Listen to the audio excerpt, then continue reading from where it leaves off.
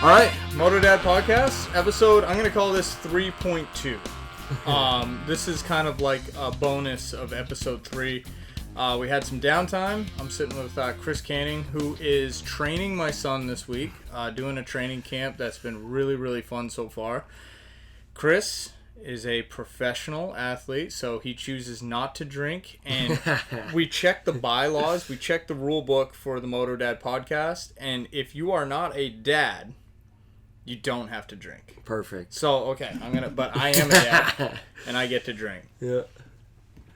So we're at West Craven. We're doing your training camp right now. This is kind of my first time doing a training camp with my son, Travis. He seems to love it. Again, he's a little dude. He's on kind of the edge of maybe beginner and starting to pick up, more advanced speed here and there. Tell me about training school. Tell me about working with kids like that, because, at this training camp, there's kids of all abilities, Yep. So, I always have a second trainer at these big camps just for that reason. We separate the big guys from the little guys. It's funny because most of the, fast big bikes that we have here, I started training when they were your kid's age. So Nettleton, he was 6 years old when I met those guys and started training them, and now he's one of the faster guys here on a big bike. So I enjoy teaching the little guys just as much as the big guys, and the little guys are fun to teach because they want to learn, and when you tell them something, it's a huge jump for them, where once you start getting the real fast guys and the guys who've been around for a while, it's like you tell them something and you're talking about half a second a lap, Yeah. So Yeah. The difference from their lap times in the beginning of the week to the end of the week, the big bikes is 1-2 seconds. The little guys, sometimes they can get 30 seconds a lap faster, and it's drastic. Yeah, so it's super fun to teach those guys and just building a good foundation with them, and is always key. A lot of parents, some parents know what's going on. Most of them used to race, but they just let the kids ride and do their thing, and they'll be riding duck foot and stuff, and they're wondering why their kids crashing all the time. And so building that good foundation just sets them up for their whole career to ride safely. Even if their goal isn't to be super fast, at least they're safe. What do you at these training camps, what do you prefer? Do you prefer the moto parent that is hands off and their kids leave the camper and then they're off the track? You don't see them all day. It's just their kids out there. Or do you like having I'm up your ass the whole time? I'm just kind of watching and getting video and in the element. What do you prefer? No hurt feelings on this one. No, what you're doing is perfectly fine. You're not you're around, you're watching, you're listening to, and paying attention to stuff, but you're not telling your kid to do other stuff or yelling at your kid during it.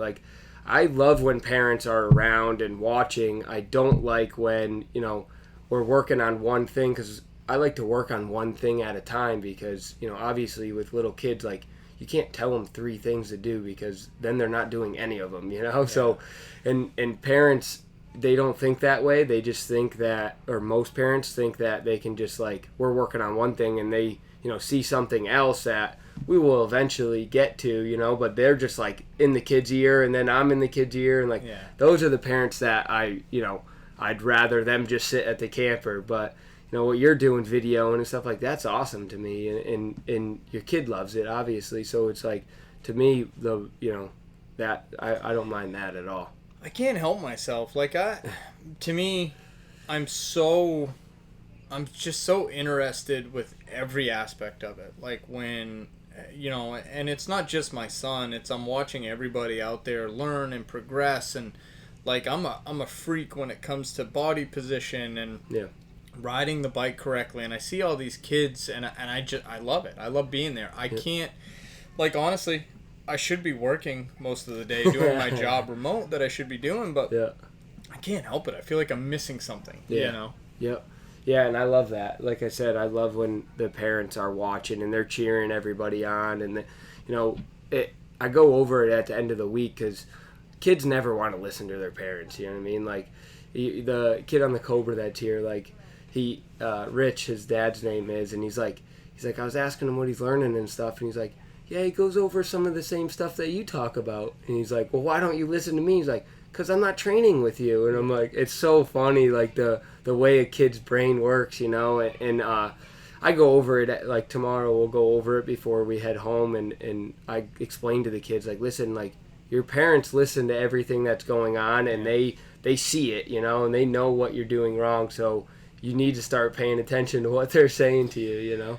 And I've been very lucky with Travis, where he does listen to me. Yeah. I've been super lucky. And then, you know, I talk to people all the time that, yeah, my kid won't listen to me, but he'll listen to somebody else. How would you kind of explain one of these camps to somebody that's never really done one, right? So somebody that's never been around a training atmosphere, maybe they've hired a coach here or there, but like somebody that's never been around like a training camp, how would you kind of explain it to them?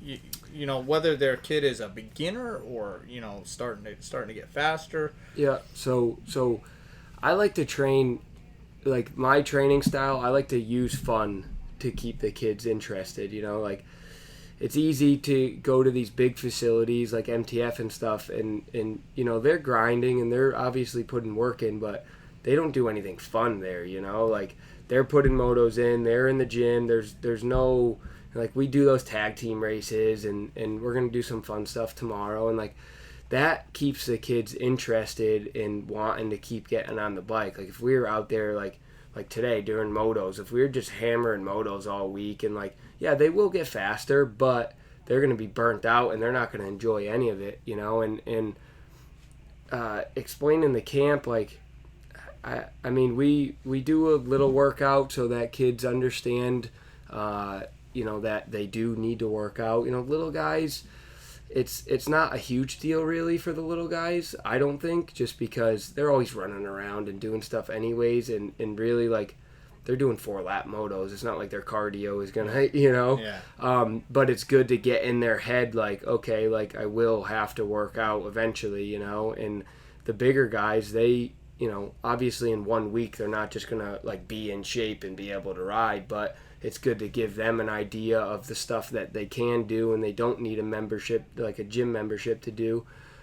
So we do little workouts in the morning to kind of get everybody going with that. And I've heard so many times really, really strong, talented riders coming to the realization, you know, halfway through their career that, hey, if I put a little bit of work in, yeah, we can go above and beyond. Well, that was me. Like, I mean, I always worked out, but it was never consistent. Like, I would be like, oh, big race is coming up, and I would, like, start working out for it, you know? And with Keith Johnson, you know, in my corner, like, he kind of opened my eyes to that, and was like, because even for him, like, I mean, he's 50 years old, he was getting ready for Loretta's. Like, he started almost a year and a half before Loretta's getting ready for it. He's like, I'm thinking about racing Loretta's next year, and I'm like, he's 49 at the time. He's not even 50 yet. And he's like, I'll turn 50 next year. I'll be able to go. It's like literally a year and a half he started training, getting ready for it. And like, it shows, dude. I mean, he's 50 years old. Like, he'll beat my ass up in the gym sometimes, you know? Like, that's awesome. Yeah, and you know, in New England, like, if you've been to a Celtic race in the last year and you've watched that expert class, like, Keith is up front, dude. Like, he pulls top 3 on the start almost every time, and then scary. He beats up on all those, you know, 17, 18-year-old kids that are, and he's 50. Like, I mean, nothing against, like, you know, the old guy shredding, but, like, dude, a 50-year-old should not be in front of a 17-year-old, you know, like at pro level. You know, it's pretty crazy. There's a couple things I want to ask you about that, but the one thing that kind of sticks out to me is how much you talk about KJ. How much you talk about Keith. Because Keith, you married his daughter. Yep. He has all daughters. Yep. Well, he has one son, Tyler. He does have one son. Okay, Yeah. I didn't know that. Yeah, two daughters and a son. Does Tyler ride or race?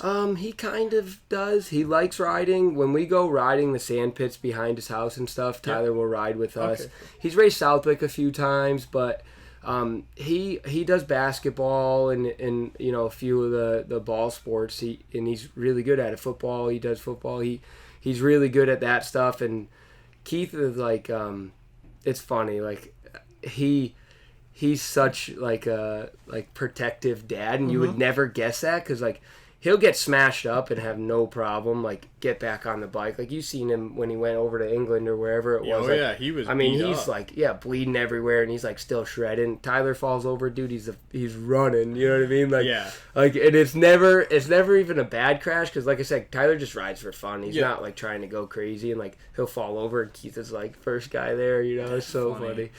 And it does go back to, like, we try to explain a lot how these kids are all different, right? They're different mentalities. Yeah. You could have a kid that is just really, really mentally strong and physically strong. So when something happens, it's an afterthought to them, right? And then there's a lot of kids that are, it's right in the front of their brain all the time. Yeah. You know, so it sounds like there's a couple of different things. Now, did KJ, has he kind of taken you under his wing as like a quote unquote Moto Dad? Do you get that vibe from him? For sure, yeah. I mean, when I first started dating Kylie, before we were engaged or whatever, like Keith has always looked out for me and helped me with everything. I mean, the whole Cowie deal with Pilgrim and all those guys, like. I mean, he put all that together. That had nothing to do. I don't know how to do any of that stuff, you know. And he's been in it so long. He's got, you know, good connections with everybody and test and suspension, and he's like super good at just bike setup and all that. And I'm the worst guy that on the planet at it, dude. Like the worst. Like no ifs, ands, or buts. And it's funny because I was telling the kids today. We went to Stewart's, right? And I was riding the 125. We did our practice. We get off the track. We're taking a break. Before I go back out, I go to take my bike off the stand, and my bar mounts, the bolts like that hold the actual bar mounts, were loose. Dude, my bars were almost falling off the bike. I didn't even notice it. I put the thing on the stand and everything. I didn't even notice it. So, like, I am the worst at bike setup and noticing, like, dude, you can go mess with my bike and I wouldn't even know the difference. And so that's cool. That's a cool story. You know, just an aspect of it is KJ kind of working with you on the bike setup and putting together programs and deals for you like that. Yeah. That's really cool. Yeah. What was your dad like growing up? My dad was awesome, dude. I mean, he had 3 of us racing. My older brother's here. I have a younger brother. Your older brother can roll. Yeah, he shreds. He used to be really fast, and then he actually got knocked out at Unadilla when we were like, I don't know, 15 or whatever, and he lost vision in the center of his right eye. So like if he's looking at your face, he can't see your face, but he can see everything else. So it's like, so that kind of put a damper on things for him. And then I started getting really, really fast, like once I got on super minis and big bikes and you know, those guys, my older brother and younger brother, that the racing kind of went out the window and it all started going towards me. But my dad had 3 of us racing, dude, and like, I mean, we had clapped out bikes, but my dad's young. He's only 48 now. I think he's 48. So, no, he's 49. He's 49 now. So, I mean, he's young for me. I'm 27, you know. So, yeah, he's young, and he had 3 of us racing, so we never had nice stuff, you know, but he got us there. We raced both days every weekend, dude, and, like, we had clapped out bikes, but he like figured out how to get them running, and we were winning races all over the country. I've seen photos of you on a 65, and you had the same setup I had 10 years prior. You know, like you guys, you could tell like you guys were running some old equipment and making duct tape together. We had the slap on stickers, dude. Like I always go back to my first national because I always had like. We were taking like hand-me-down gear from people and stuff, and because like I said, he had 3 of us, and he was pretty much doing everything himself. So Southwick, my first national, I had to get graphics because they wouldn't like allow. You had to have certain size numbers and stuff for the nationals, and so I had like a full set of graphics. I had One Industry gear, like new helmet, new boots. and Paul Buckley gave me a poster of it, right? And he was like, "This is the first time that you ever looked good," you know. And he like gave me a poster of it.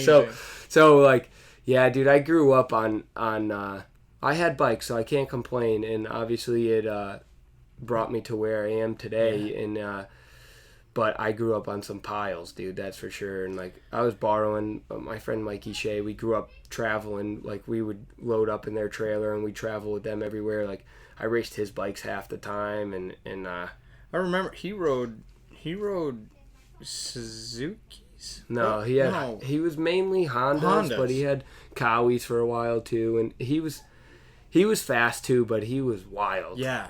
I remember. I think I got some video of him back in the day. Rev limiter around the whole track. Yeah.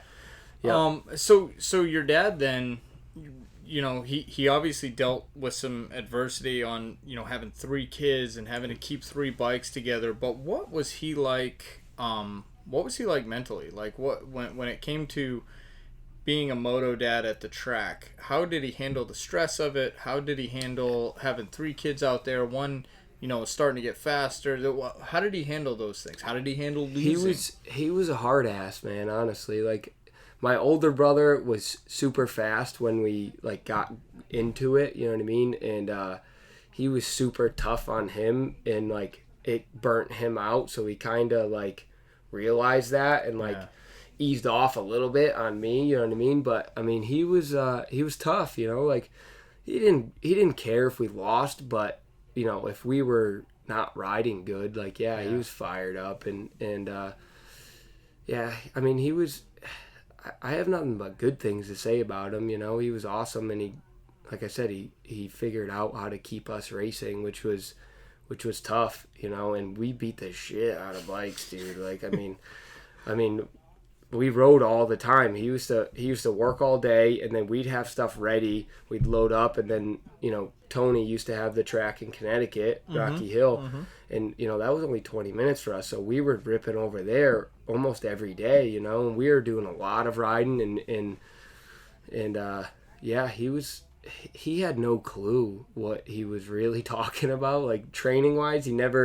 He pretended like he knew what he was doing, but I mean, if you find pictures of him from Paul or whatever, like, he was a goon when he rode, you know. So he didn't have much of a clue, and but he tried, and you know, we go over braking drills and stuff at the camp, and I always explain like how it changed the way that I rode, because I didn't grow up knowing how to hit the brakes. Like, I got super fast at hitting outside berms because I didn't know how to slow down. So I just hit everything outside wide open, you know, and I'm like, I literally couldn't make an inside line, you know? So, but whatever, we put into a lot of effort, and I didn't want to lose when I was a kid. Like, even now, like, it still hits me hard if I lose, you know? So, that I think was the biggest thing that my dad gave to me, is like, we don't lose, you know, like, we're just going for the win no matter what. And I either crashed or I won, you know, and which I got hurt a lot because I crashed a lot because I didn't know how to slow down, but I also won a lot, you know. So that's a tough concept for me to have, because my dad was pretty hard on me when I was growing up, but it set me up for success in life. You know, like, you go out and do your best, you know, try to win, right? You know, with Travis, with my boy, it's a little different. I ask him not to get hurt because I like coming to the dirt bike track, right? So if he gets hurt, I can't go to the dirt bike track, you know? Like, and I kind of look at guys like Zig was a little bit like that with Aaron, you know, where he was at the dirt bike track and he had a job to do, right? So he's there doing a job, and little Zig got to do kind of his own thing, right? And because of it, he raced all these big races. He got so much time on the bike, so much cool experience, and then at the end of his career, we call it the end of his career, but maybe he's in the middle of it. He flies. He does. He rips. It's tough. You know? It's a hard thing to, like, there's no perfect sauce, you know what I mean? Like, there's no I pulled you into an interview without telling anybody. Now you're getting blown up. Kylie's probably wondering where you're at. She is too, but you can text her real quick. But it's tough because there's no perfect way to do it, you know. There's some kids, some parents, you know, you hear even like, you know, top guys that you hear of, like Stewart and those guys, like some of their parents were hard asses, you know, and I think, you know, parents nowadays, it's that had that like struggle growing up, like they don't want to give that to their kids. Yeah. Like they want them to have everything they want. They want them to have the nice bikes, and like sometimes that works for him. Like Justin's always had nice stuff his whole life. The dude shreds, you know what I mean? Like he's had the opportunities. He's had good bikes. He has everything he needs to succeed, and you know, he found out how to keep himself motivated, you know. And some kids don't have that. Like some kids can't channel that and be like, all right, I want to keep grinding even though I have everything, you know. How would you suggest to a dad out there, or mom, you know, a moto parent, how would you suggest to them, like, how to motivate their kid without stepping over that boundary of burning them out, right? Keep it fun. And like I said, that's why I like teaching that way. Like, keeping it fun. Like, you forget, it's easy to forget and like think that your kid's the next Ricky Carmichael, and even if he is, like, you want him to enjoy the process, you know. Like, you want him to be able to just ride with his friends. He doesn't have to train every time he gets on the bike. He can go play on his pit bike or whatever, you know. Like, keep it fun, and remember, like, it's hard because it's expensive as anything, and I get that, and you know, especially, like, I don't have a kid myself, but even just trying to race myself, like, a kid, you know, doubles that expense, you know. So you know, I get it, it's super expensive, but you started racing and they race because they enjoy it, you know. So keep it enjoyable. You know, it's easy to turn it into a grind and like, oh, we need to be doing this, we need to be doing that. Like, oh, I didn't spend $50,000 this year for you, you know. And it's like, yeah, I get it. Like, you did spend $50,000, but you did it for the memories, and you did it for your kid to like realize, like, okay, we do have to work hard if we want to win. And you know, so to me, keeping it fun is the key. There's no ifs, ands, or buts about it. It's hard not to cross that boundary. Like, you know, I did it today. We were done riding, and Travis asked to go play on the e-bike, and we were out on the Supercross track with you. And then after everyone left, I said, hey, let's work on this turn. I want you to come in here and do this. And he literally looked at me and said, Dad, I didn't come out here to do that. Like, I came out here to just ride. And I was like, shoot. yeah, you did. So, you know, again, we're going to keep this kind of a quick hitter. Thank you for jumping in and doing this. Couple more questions for you. One, do you plan on being a moto dad one day? Like daughter, son, whatever it is? Whatever it is, yeah. I mean, if they like dirt bikes, I'm definitely going to give them one. What kind of moto dad I'm going to be? To be determined. I don't know. You never know, right? Like, I say I like to keep it fun and do all this, but honestly, you never know. Like, your kid could just come out and just be shredding, and then, like, you're just like, oh, yeah, okay, we need to get to Florida this winter. You know what I mean? Like, it's, you know, I'm sure I'll have my own battles with that. When we were done Minios, I told my wife we're putting the bikes away for the entire winter. Yeah. And then, you know, last week I'm looking at the weather and I'm like, hey, it's nice down there. So then I'm like, T, you want to go ride? And he's like, eh. And I'm like, look, dude, we need an excuse to go to warm weather. So you're riding. He's like, okay, all right. That's awesome. And he was nervous. I'm not gonna lie. Like, we told him about this school and this camp, and you could tell there was a level of anxiety there with him because of the unknown, right? Yeah. Like, I remember doing schools when I was a kid, and it was intimidating because I was out there with I had Robbie Marshall, I had Billy Healy, like all these kids, and I was at TJ's point where I was like, you know, not as fast as them. It was intimidating. Yeah, I'm sure, and that's why I try to keep it like I try to, you know, keep the kids excited, and luckily, like, we have a good New England group, too, that they're all, like, all the kids are friends. So, and if they aren't, they make friends while they're here, you know? Like, I try to do the group stuff. Like, when we do those tag team races and stuff, like, it gets them all talking, and, like, they start to get to know each other, and I feel like it gets rid of that,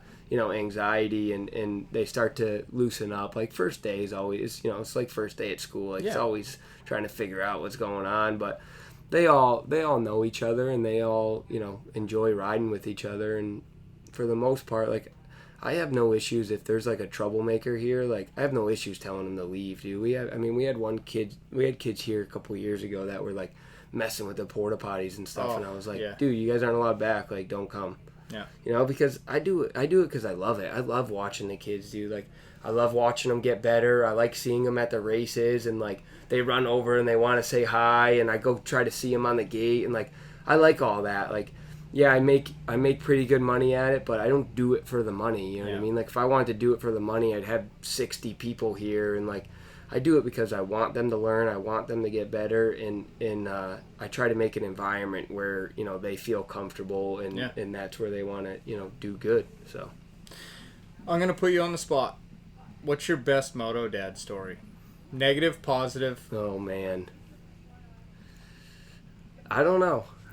It's funny. It's because you said it yourself. You don't know what type of Moto Dad you're gonna be. Yeah. You know, but when it's the stress of the competitive side of things. I will tell you, I've told people this before. Ronnie Stewart, I did a pod with Ronnie, and I told him, man, that feeling you get on the line. Yeah. Because we all have that feeling. Yeah. You and Ronnie, obviously a little bit higher level, but it's all the same feeling, Yeah, it's all the same, yeah. The feeling is doubled when it's your kid. It's funny you say that, because I was talking to Justin about it, because this is his first time, like, you know, really, like, he jumped in and helped a little last year, but this is his first time, like, really taking a group on his own. And he was talking about how much he enjoyed it and stuff last night. And I was talking to him. I started training kids. It's been 10 years now. This is my 10th year. And Canyon Richards was one of the first kids that I really started working with, and like got to become close with his family. And like I'd spend time at their house and whatever. And he was still on P-dubs at the time. And he went to Loretta's and he was winning Loretta's, right? And he won the first 2 motos. And I was pumped, and I was like, you know, like, because I was helping him to get there, and it was cool, and I was enjoying it. And then his last moto went out, and I forget what happened. Like, it was the only moto he didn't pull the start or something, and or he fell on the first lap after pulling the start. Something happened, and dude, my heart was racing, right? And I'm like, you know, like you said, on the gate, like I always get that feeling and stuff. And that moment right there was what made me want to become a full-time trainer, because I was like, dude, I was so nervous. And you're like, invested. Yeah, and he shredded. He's like, you know, he ended up winning, and you know, that was super cool. And but like, I'll never forget that feeling for me, because I was just like, oh my god, he's you know what I mean, like, and he's not even my kid, you know, like, but yeah, so I get it. Like, I know where you guys are coming from. And I've told a million people this, like, you know, we've gone to really big races, and even coming here, like, if my dad brought me here to this training camp as a 6-year-old, I would not go out there and ride. I wouldn't do it. I'd tell my dad to go pound sand. That's awesome. I wouldn't do it. Yeah. I wasn't there. I wasn't mentally capable of doing that. Yeah. So I'm so proud every time TJ gets on the track and does this. But that feeling of being on the line, like at Minio's, you know, I said it on my last pod. He came up to me and he's like, "Dad, I'm scared." And I literally looked at him and was like, "Yeah, me too." Yeah. I am, and you're gonna be, and you always will be. It's a crazy feeling to have your kid race and ride dirt bikes alone is cool, and it's scary. Yeah. But, that's the problem. There's no other feeling like it, you know.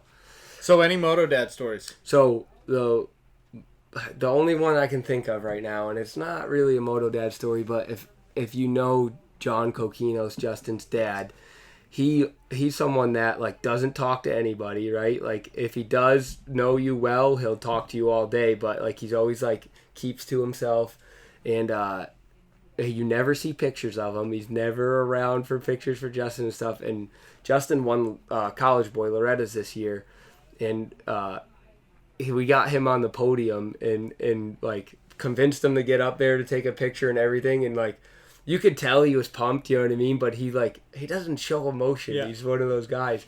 And he's on the podium, and Justin's like, obviously, like, his chain fell off in the last lap and stuff, so he's like still like all, but he's pumped. And Keith is like hugging Justin, and I'm hugging Justin. Everyone's pumped on the podium, and like John's just standing there like straight faced. And like, so the picture, like, if you go on Justin's Instagram, dude, it's the funniest thing ever. John is just straight faced, and everyone else is like all cheering and like, Why I love this story so much is John was supposed to be my first episode for this show. Oh, really? And has ghosted me. Oh, yeah. He has ghosted me. You'll never get him on here. John, we're going to use this. And we're going to get you on this thing. Yeah. And it was funny because I even talked to him about that situation with the chain falling off and Justin and all that. And I was like, what was going through your head? And he goes, I didn't even know it happened. Yeah. He's like, I was walking to the podium. He had no idea. He's such an awesome guy. Their whole family, his wife, Justin's sister, Jordan, all of them. They're just awesome people. And to see Justin, manage that situation and then still get the title and like I said, everyone was so pumped. Like there's pictures of like Keith hugging him and Justin dumping champagne on him and stuff, and John's just like straight face. It's so I'm gonna track it. And he was pumped. Like he was like, to get him on the podium was a big deal, and like so like that to me is just a funny Moto Dad story. Awesome. All right, one last thing. Any advice for a moto family out there, with a kid that could use some sort of training, because obviously not everybody can get to a Chris Canning training school. Like, are all the schools for the most part like pretty good schools? Like, is there some you want to watch out for? Like it. Yeah, I mean, the problem is there's so many people right now that are just like becoming trainers. Yeah. So it's tough to say like which ones are good and which ones aren't. I mean, if there's someone, you don't necessarily have to be a good rider to be a good trainer, but you also can't be like a super bad rider and be a good trainer, right? Yeah. So, there's people like Colleen Millsaps, like she doesn't ride, you know what I mean? But she was one of the, most well-known trainers that, in the sport for forever. She was one of the first ones and she's still going. So obviously, you don't have to be a good rider to be a good trainer, but avoid the pop-up guys that are just, trying to make a buck off of it. Like, try to find someone that actually cares, you know what I mean? Yeah. Like, cares about your kid, cares about him getting better. The USMCA is actually I just got like certified and all that for those guys, and cool. And they actually have a really cool program, and like it sounds bad because I was like trying to avoid it for a while. I'm like, I'm not getting a part of that, but like the more like I looked into it and was getting into it, like they really do have a cool program there, and you can find good trainers, and any one of them that put the effort in to just get certified for that, because it's not like a huge pain, but it's a pain, like you have to go through a bunch of so any of those guys, like they're actually trying to invest themselves into it, and they're not just trying to make a buck. And I love how it legitimizes something, right? Because motocross is so like, look, we're in the woods. It's backwoods. It feels backwoods, right? Yeah. But if you have this kind of bigger thing, and they'll get there with it, it will become a bigger thing where you're certified in this, and this. Because I've heard it before. It's like if you came over and picked TJ up to go riding with him, right? Yeah, I'm good. Like I'm great. Yeah, that's awesome.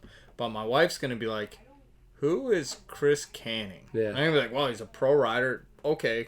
Yeah. Can he, what happens if TJ crashes, right? Like, so there's, well, cool. That's great advice. It's looking for those legitimate camps and don't be nervous. Don't be nervous to try it. You know what I mean? Like, a lot of parents are like, they feel like weirded out or whatever, like to let someone just like take their kid around the track and like figure stuff out. And like I said, if you find someone who actually like cares about what they're doing, like there's no reason to be nervous about it. Like your kid's best interest is in their best interest. There she is, right? Yeah, you're getting blown up. You gotta go eat dinner. No, she'll be fine. Have you ever had the intuition to say to a Moto Dad, "Here's my bike, you go do it"? I do it all the time. I'm not going to say names because there's some people that are here that have done it too. But, like, because, I mean, I've had some beginner kids, like, real beginner kids that come to me and, like, their goal was literally to just not finish last. Like, they came to me, they're like, listen, we've raced, like, 3 times. We finish last every time. We just don't want to finish last. So I work with them, throughout the year, whatever, and like they shred now. Like they show up at like Cape Way and stuff, and they like get trophies and they finish third, and they're pumped. And like the dads like they see some of that progression early, and they're like, oh, they're way faster now. And then the progression does slow down. There's still progression, but it goes from 10-second gaps to 5 to 3 to the bell curve. Yeah. So they don't see that, like, or they see someone that like another rider that is just like shredding. They're like, oh, why are they doing that? And I'm like, I tell them all the time, I'm like, dude, I have a bike. Like, you're more than welcome to try it, right? And no one's taking me up on it. But I grabbed my pit bike today on the Supercross track with TJ to show him how to rail a berm. Yeah. I immediately high-sided. The bike landed on my ankle, and it was like, and my wife was watching. Of course, laughing. My wife's there. She was laughing. Oh, she turned around and walked off. And I'm like, man, really? Like, okay, but there it is. Man, thank you for coming on real quick and talking about training, and thank you for the camp that you put on here. We've had a hell of a time. It's been amazing, and if you want more information, feel free, hit Chris up. He's awesome. He may be a professional rider, but he's not intimidating to talk to. He's an awesome dude, and the camps are awesome. And if you can't make it to a Chris Canning training camp, he'll point you in the right direction, geographically and for whatever you can do with your kids. So I appreciate it. Thank you very much. Good luck. Good luck this year racing dirt bikes. Appreciate it.